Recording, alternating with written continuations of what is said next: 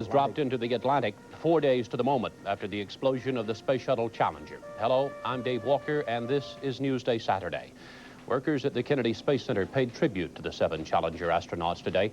Thousands of them gathered at the launch viewing stands for a special memorial service. CNN's Brian Nelson is standing by live at the Kennedy Space Center with details. This special memorial service ended just moments ago.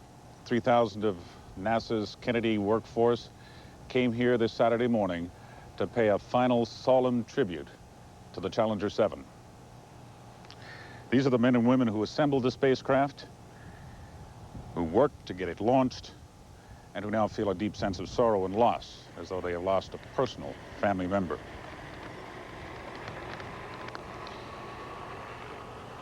The memorial service was highlighted when a helicopter carried out to sea a large wreath in memory of the Challenger crew. It was dropped to the water, and that was followed by a moment of silence and the playing of taps.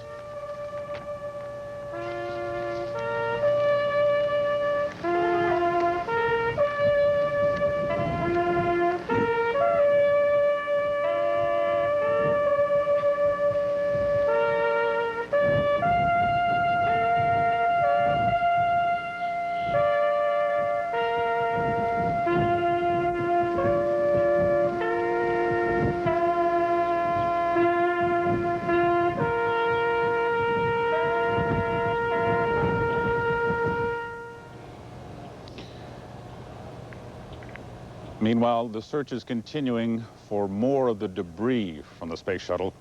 A large cone-shaped object has now been discovered about 100 miles east of Savannah, Georgia. This may possibly be part of the shuttle's external fuel tank, but there's no word on that. And a Navy submersible is now reported to be investigating a large object about 140 feet underwater. It may be the shuttle's crew cabin. It was detected by sonar about 50 miles northeast of the Kennedy Space Center. But there have been no reports back to confirm that either. Once again, this special memorial service has concluded. The employees here at the Kennedy Space Center coming to pay a last solemn goodbye to the astronauts of the Space Shuttle Challenger. This is Brian Nelson reporting live from the Kennedy Space Center. Hello, everyone, and welcome. 4 days after the explosion of the Space Shuttle Challenger, new theories are emerging on what made the shuttle explode just 74 seconds after launch.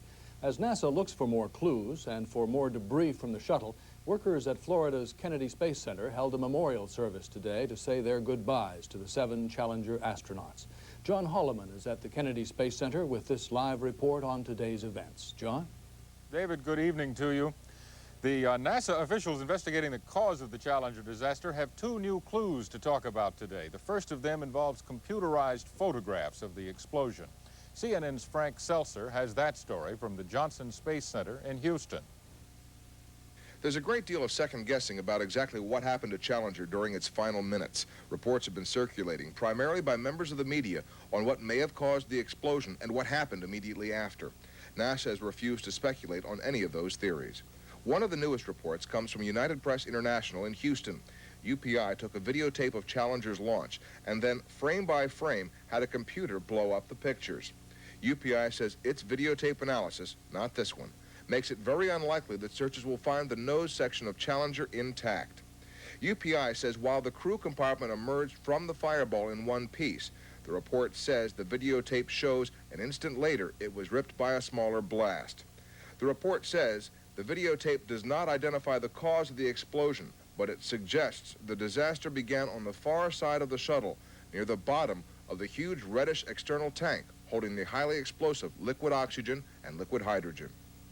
Frank Seltzer, CNN, the Johnson Space Center. Here at Cape Canaveral, we have some new information from NASA. NASA has taken apart one of the nose cones from one of those white booster rockets which we saw corkscrewing through space at the time of the accident.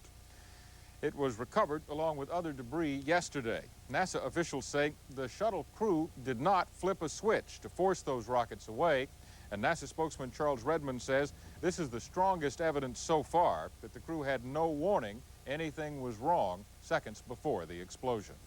We don't have any idea of what did go wrong, but clearly something went wrong at that point. But The result is that the solid rocket boosters separated without any deliberate intention on the part of the program that they were running off of, or apparently any human actions within the cabin or on the ground.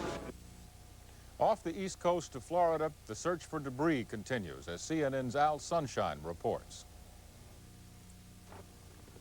The search for Challenger's wreckage was expanded to 20,000 square miles between Cape Canaveral and Savannah, Georgia, as Coast Guard aircraft located what's believed to be part of the shuttle's external fuel tank. That discovery leads Coast Guard recovery experts to believe that large pieces of Challenger's wreckage may be caught by ocean currents and carried up the eastern seaboard. 2 Coast Guard Falcon jets are searching a 20,000 square mile area from Canaveral north to Savannah, Georgia, and out 90 miles to sea. They're doing that in response to the sighting yesterday of a cone-shaped object 100 miles off of Savannah. Closer to the Kennedy Space Center, underwater robots are still providing information to NASA about the possible identity of a large piece of wreckage located off Daytona Beach. Because it was found near Challenger's fuselage, NASA officials are hoping it may be the shuttle's crew cabin. NASA continues to be very cautious in releasing any information regarding the recovery of any personal belongings out of respect to Challenger's crew. If the crew cabin is recovered intact, it will be invaluable in helping NASA's review board piece together the shuttle's explosion and what caused Challenger's external fuel tank to erupt. There are several theories about what went wrong with Challenger's launch Tuesday, ranging from leaks in the solid rocket booster to possible explosive bolts prematurely firing. NASA spokesman refused to officially comment on any speculation over the cause of Challenger's explosive end. Coast Guard crews are still hauling in thousands of pounds of nearby wreckage. Recon Group Roger, report informs pulled into Port Canaveral, Florida to offload debris and reprovision, over. The search for more pieces of the shuttle is soon expected to focus on underwater wreckage, and the Interim Review Board has indicated it will release an update of its investigation Sunday night. Al Sunshine, CNN, at the Kennedy Space Center. And there is increasing concern here tonight that private citizens may be stealing valuable pieces of the shuttle puzzle as souvenirs. Today, the Coast Guard began forcing private boats away from the Florida coast. This means that no fishing boats, no pleasure boats, and no other vessels other than ocean liners are allowed to leave from a 200-mile-long area of Florida coast. The prohibited zone stretches from Vero Beach south of here all the way north to Jacksonville.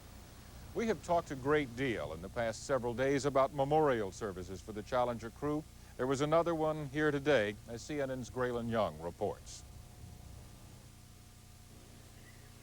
This was the day Kennedy Space Center had reserved for their workers. Stands were erected facing the sea which 4 days earlier had received the remains of Challenger. May God bless, may he keep you all in his care. One by one, men of faith offered comfort to the workers, whose job is to help lift NASA's dreams and who saw the dream fade at 11:39. We came face to face with tragedy on Tuesday. As we stared toward the heavens at the smoke, we hoped. As we thought about it, we knew. Kennedy space workers would know because they are scientists, men and women trained to read life in numbers, to scan the heavens technically, to know space as science, not wonder. But when tragedy struck Tuesday, the computer screens froze, leaving scientists with no new numbers, no data, no answers. In our disbelief at the death of our 7 astronauts, we look for some hope, some answers. The scientists say the answers will eventually come, and Kennedy space workers will again send men and women into the skies. If Judy, Ron, Christa, Greg, Mike, Dick, or Elle were here today, I know they would walk among you, shake your hand, pat you on the back, and say, let's go on. Let's find the reason for this tragedy and continue the struggle for fulfillment of man's highest dreams. In the stars, for mankind must continue to explore the heavens and unlock the secrets of our universe. The ocean claimed Challenger, claimed the crew, but it didn't claim the spirit of the men and women of Kennedy Space Center. Every year, the workers will remember Challenger with a minute of silence on January 28th at 11:39. The rest of the year, they will be at work, moving on, keeping the dreams of Challenger alive. Raylan Young, CNN, Kennedy Space Center. In a few minutes from now, NASA promises to have an updated briefing on the search for any information, the information from debris that might have been recovered from Challenger. We're told the briefing will be in the form of a short statement from a NASA official, and there will be some pictures connected with that briefing. We plan live coverage as soon as NASA begins its briefing. As I say, they tell us to expect the briefing to begin at about 1/2 this hour. That is about 20 minutes from right now. We'll be back with that. For now, this is John Holloman, CNN, reporting live from the Kennedy Space Center in Florida. Thank you, John. Despite the shuttle tragedy, most of the American people agree that the space shuttle program must go on. Except for the shuttle program itself, most of the activities at NASA will continue as usual for the time being, but as CNN's Tony Clark reports, the nightmare of Tuesday's accident still remains. They came to see the brains of the shuttle program, Mission Control, where stunned controllers sat helplessly on Tuesday. It is a memory that is all too fresh for everyone involved in any way with the shuttle program. Ellison, second mission. She said, coming in, someone had touched her arm and said, "Is it all worth it?" "Yes," she responded. Across the Space Center, at the building where the shuttle crew trained in simulators, visitors seemed awed at the size of the shuttle, and the respect for the program grew. It's kind of hard to imagine getting something that large into space. Third-grade teacher Jackie Smith says the tragedy has hit school kids very hard. She plans to bring her class to NASA so they can better understand what happened. I think there's a lot more interest because it was a school teacher. It really hit home with the children because, you know, they were thinking about what if I was in that space shuttle. And I think they were very shocked.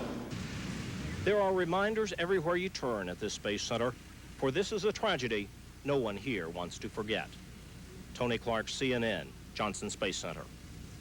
The parents, brothers, and sisters of Christa McAuliffe expressed their gratitude today for the thoughts and the prayers that helped them through the shuttle tragedy. The family says that with the greatest pride, they read and hear how Christa touched so many lives throughout the world. The short written statement was given to the news media by a public relations expert hired by NASA.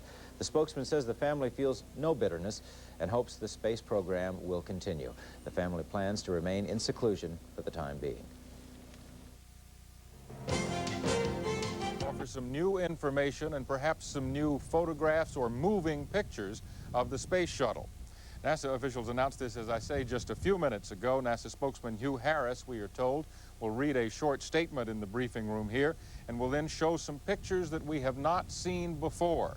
There is much speculation that these pictures will show another angle on the explosion of the Space Shuttle Challenger as it went into the heavens on Tuesday morning.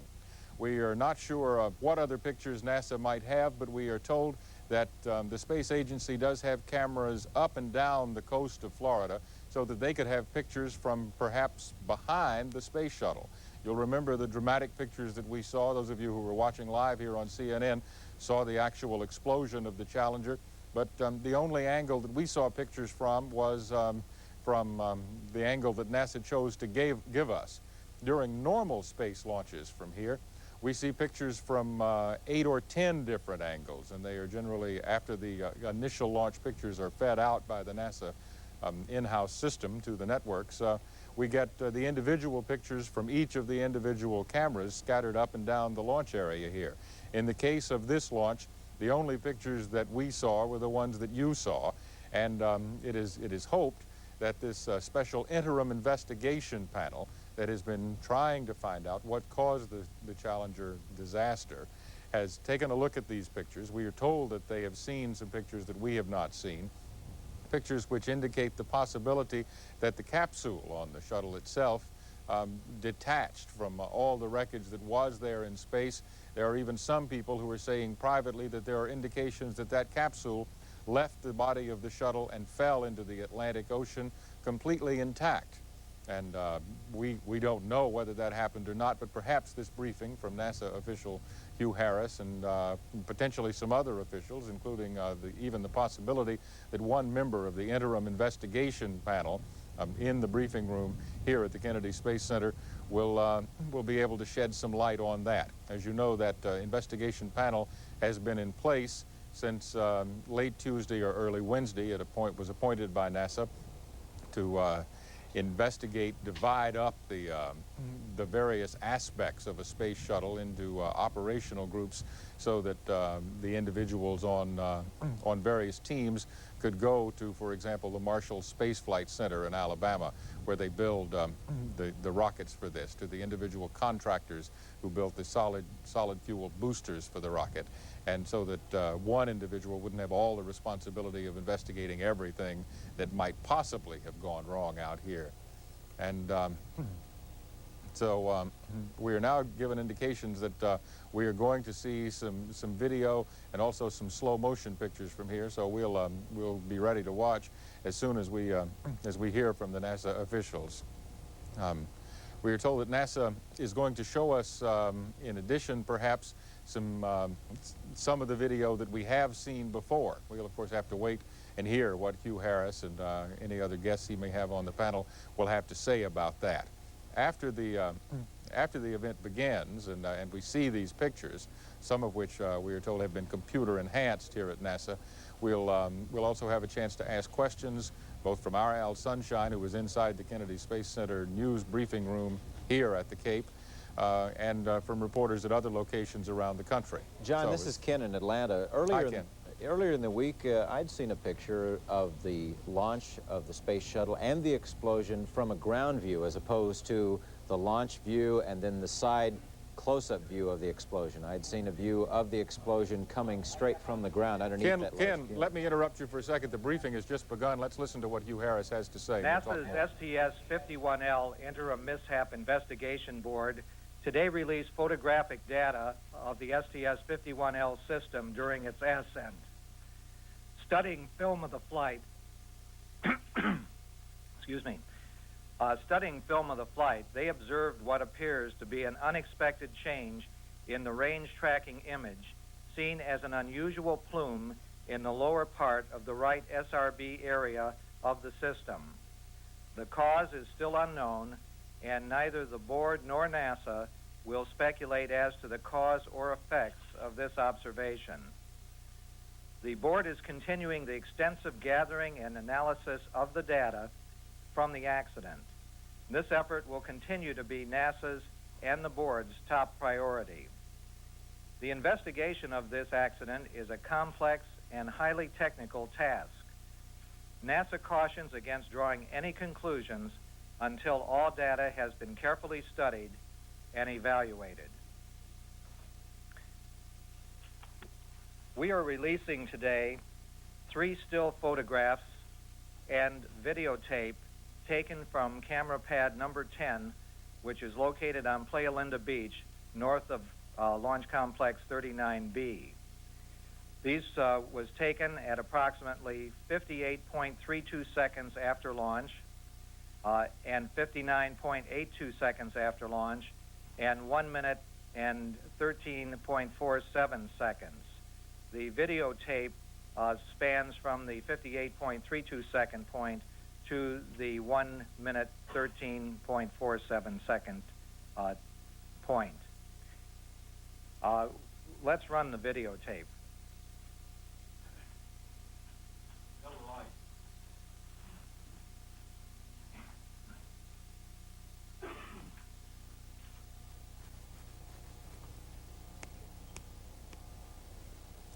There you can see the shuttle taking off. It is an angle that I have not seen before of the Challenger lifting off from the Cape. Now they're stopping it. There's a picture of the explosion again. The videotape and the still photo frames show an unusual plume on the right-hand SRB, which is under investigation. And as I mentioned, at this time, the board has not made any judgment as to the cause or effect relationship in regards to this area and the mishap. The board is examining all aspects of the shuttle system and will use many other data in finally pinpointing the cause of the accident. The still photos will be released in approximately an hour. They are in the process of being printed in the laboratory and should be up here to the press site about 9:30 or quarter to 10. And if anybody has any questions which I can answer, I'll be happy to try to do that. Chet Leonard from Gannett News Service. Hugh, the obvious question I think that people are going to have is that videotape is instant. This image has been available since the second it occurred. Why was it not released to the American people until this moment right now? The board is charged with the responsibility of investigating the accident, and they are gathering together all of the data from this and many other cameras, and this is what they are prepared to release at this time. It shows one area that they are looking at, and as I mentioned before, you should not be drawing any conclusions from that area. Al Salstead. When you say right-hand SRB, do you mean starboard or port? Starboard. It is the right hand as you sit in the cockpit facing forward. Bill Broad, New York Times. By unusual plume, do you mean to say flame? No, the board said an unusual plume, and that's what the statement says. Malcolm McConnell from Reader's Digest. Hugh, the post-accident statement by Jess Moore and the ascent briefing by Jay Green both had statements that there were no unusual or anomalous data during the ascent. Is it safe to say that had there been main engine failures or shutdowns, as has been reported in some press, that would have shown in the data dumps? I don't know. At the time they looked at it, which was immediately after the accident, that was the report that they got from all of the flight controllers in Houston, and I don't have any further word on what the new data is showing as they gather it together. Well, Jay Green's statement was a day later. That was not immediately after the accident. No, what he was saying was that immediately after the accident, he took a poll of the flight controllers, and they did not have any anomalies to report at that time. One thing you need to understand is that immediately after this happened, all of the data was impounded and is being, searched diligently. And that sort of data that you're talking about, Malcolm, is going to be, gone over, bit by bit, and it will be matched against all of the other things that they see in photos and on the SRBs. And it's only after you do all of that matching that you can reach a conclusion. Jay Barbary, NBC. Could you tell us when we're going to be able to have any members of the board that we can hold a news conference with, or any other statement, or could we expect anything tomorrow, or is there anything in the future whatsoever? No, I wouldn't expect anything tomorrow. The board is going to Huntsville tomorrow, where there will be a memorial service for the crew, and we'll be meeting there, and I don't expect any statement. However, we will begin having, during Monday through Friday, we will have a statement from the board every morning at 9 o'clock with whatever we can tell you about what has transpired on the previous day in the board meetings, what they're looking at. Sue Butler, Hannafin, Time. Hugh, you referred to the lower end of the SRB. Can you pinpoint it a little closer? In your opening statement, you said something at the lower section, the lower end. Yeah, no, that's really all I can say. I mean, you saw the videotape, and you can take a look at the photos as soon as we have them up here. But it's very hard when you look at them, as you'll see, to say anything more than it's at the lower end. In CNN. Mr. Harris, you indicated that the board had noticed and is looking at the unusual plume on the right-hand SRB. That's right. Would it be logical for us to assume, since this is the first official statement regarding what they are looking at, that the center of the focus of the investigation at this point is trying to determine what caused that plume and what effect it had on the explosion? Well, yes and no. The board is looking at that area, but they're also looking at a lot of other areas. They were sharing at this time, you know, one of those areas that they were looking at because there is some graphic, something graphic to look at. Yeah, right here. Please identify yourself if I don't call on you by name. Kevin Close, the Washington Post. And is that why? Well, we've gotten some interesting information from NASA spokesman Hugh Harris and from the moving pictures that he showed to us just a few minutes ago here from the Kennedy Space Center. It appears to me, as his briefing continues, that, well, before we talk about that, let's look at these pictures once again. These are pictures taken from a different angle of the shuttle going up and then finally exploding. These pictures are apparently at normal speed. They cover a period from 58 seconds after 11:38 to 14 seconds after 11:39, the morning of the explosion. The last frame of video that you see there, the horrible ball of flame, which is in fact the explosion. Ken Chambers, as you and I were discussing just a moment ago, NASA does in fact have a great many more pictures of this launch than they are willing to show to us. Of course, those of us who were down here are pressing them to give us more pictures from some of the different cameras where they took shots. And we are not exactly sure, as you might have noted from the first question asked here tonight, why it is that NASA won't give us everything that they normally give us. That's just about my report from here for now, Ken, unless you have other questions. No, John, just once again the definition of the difference between a plume and a flame, but I guess we'll have to wait and see exactly what that is as more details are developed. Thank you, John Holloman, reporting live. That is Prime News Saturday for now. For David French in Washington, I'm Ken Chambers in Atlanta. We'll have more news for you at the top of the hour.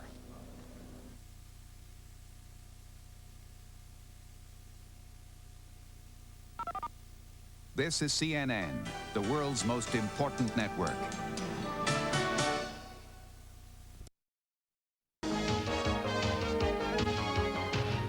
This is CNN Evening News Saturday, live to all time zones across the nation and around the world, with Ken Chambers in Atlanta and David French in Washington. As the search for wreckage of the shuttle continues, new leads and theories emerge on the cause of the disaster. Hello and welcome. I'm David French in Washington, and this is CNN's Evening News Saturday. And good evening, I'm Ken Chambers in Atlanta. During a news conference about an hour ago, investigators at NASA said that they have a new link in the chain of events that caused the explosion. They discussed video pictures that show an entirely different angle of the space shuttle with a flame crawling up one of the booster rockets. CNN's John Holloman has more on what the new pictures reveal. He's at the Kennedy Space Center in Florida for an update right now. John? Well, Ken, NASA indicated to us we shouldn't make too much of these pictures that they showed for the first time tonight, but it's difficult not to do that. NASA made the announcement that may offer at least some of the answer to why the space shuttle blew up on Tuesday morning. NASA spokesman Hugh Harris made the announcement and showed us new pictures of the launch. NASA's STS-51-L Interim Mishap Investigation Board today released photographic data of the STS-51-L system during its ascent. Studying film of the flight, studying film of the flight, they observed what appears to be an unexpected change in the range tracking image, seen as an unusual plume in the lower part of the right SRB area of the system. The cause is still unknown, and neither the board nor NASA will speculate as to the cause or effects of this observation. The board is continuing the extensive gathering and analysis of the data from the accident. This effort will continue to be NASA's and the board's top priority. The investigation of this accident is a complex and highly technical task. NASA cautions against drawing any conclusions until all data has been carefully studied and evaluated.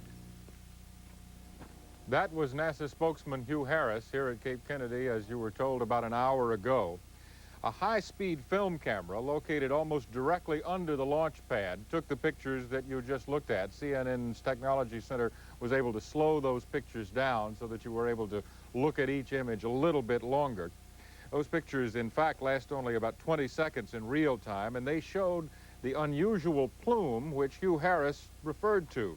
Now, NASA has just handed us an additional set of still photographs taken from another camera, and I'll show you this one that was brought here about 5 minutes ago. This, as you can see, is the shuttle orbiter on the side of that huge external fuel tank, which you see here, the red fuel tank. The fuel tank was not in very much use at the time of this photograph. These solid rocket boosters, this is one of them on the right-hand side of the orbiter, was in full force. It was shooting out all the fire that you see down here. And if you look very, very closely, you will see this yellowish-white spot that is on the lower side of that solid rocket booster. Now, what that is something that NASA is not so sure of. They are not willing to tell us that this is the cause of the explosion. But in the slow motion pictures that we showed you just a few minutes ago, you saw this hole or plume, as Harris referred to it, get larger and larger and larger. Then you saw it expand up on the other side, and then you saw that one frame of the explosion itself of what was apparently this huge liquid fuel tank. Now, as we have said, and as NASA has said, we have been urged not to draw any conclusions from these pictures. But as a reporter who has been interested in the space program for many, many years and who knows a little bit about elementary physics and chemistry, it is very, very difficult not to see something terribly wrong with this hole and the flame shooting out of the side of the solid rocket booster. John Holloman, CNN, reporting live from the Kennedy Space Center in Florida. Thank you, John. David? NASA officials say that they're worried that private citizens may be stealing valuable pieces of debris from the Challenger. So today, the Coast Guard set up a security zone to keep private boats away from the recovery area. More on that from CNN's Al Sunshine. The search for Challenger's wreckage was expanded to 20,000 square miles between Cape Canaveral and Savannah, Georgia, as Coast Guard aircraft located what's believed to be part of the shuttle's external fuel tank. That discovery leads Coast Guard recovery experts to believe that large pieces of Challenger's wreckage may be caught by ocean currents and carried up the eastern seaboard. 2 Coast Guard Falcon jets are searching a 20,000 square mile area from Canaveral north to Savannah, Georgia, and out 90 miles to sea. They're doing that in response to the sighting yesterday of a cone-shaped object 100 miles off of Savannah. Closer to the Kennedy Space Center, underwater robots are still providing information to NASA about the possible identity of a large piece of wreckage located off Daytona Beach. Because it was found near Challenger's fuselage, NASA officials are hoping it may be the shuttle's crew cabin. NASA continues to be very cautious in releasing any information regarding the recovery of any personal belongings out of respect to Challenger's crew. If the crew cabin is recovered intact, it will be invaluable in helping NASA's review board piece together the shuttle's explosion and what caused Challenger's external fuel tank to erupt. There are several theories about what went wrong with Challenger's launch Tuesday, ranging from leaks in the solid rocket booster to possible explosive bolts prematurely firing. NASA spokesman refused to officially comment on any speculation over the cause of Challenger's explosive end.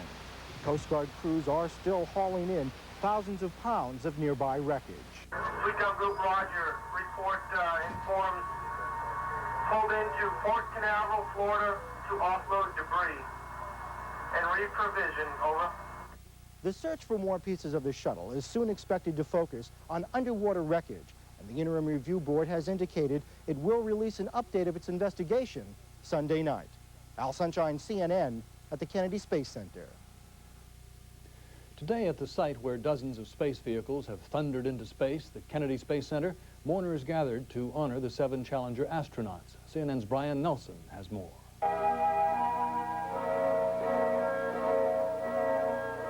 It was a gathering of an extended family. Some were personal friends of the 7 astronauts, most were not. It all felt a special kinship to the 5 men and 2 women who died last Tuesday. We're gathered here today to honor the memory of our fallen friends and teammates of Challenger Mission 51L. I know we're sad today. I wish I could help you get past your hurting. I want to take your hand and lead us back to happiness.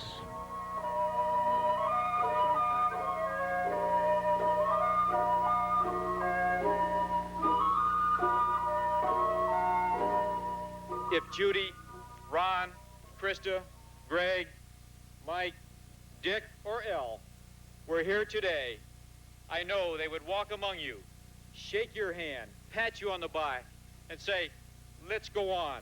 Let's find the reason for this tragedy and continue the struggle for fulfillment of man's highest dreams. In the stars, for mankind must continue to explore the heavens and unlock the secrets of our universe. But for now, the men and women who helped assemble and launch Challenger last Tuesday were unlocking the pain and sorrow in their hearts.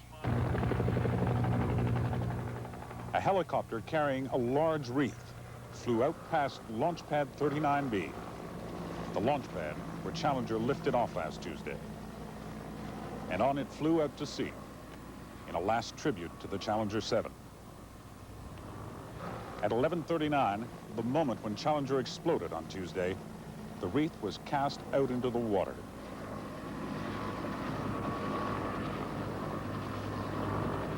A moment of silence, and then taps from twin bugles.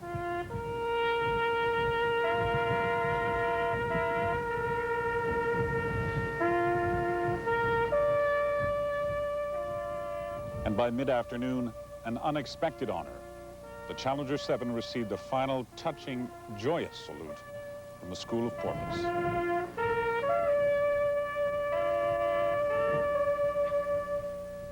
Brian Nelson, CNN, at the Kennedy Space Center.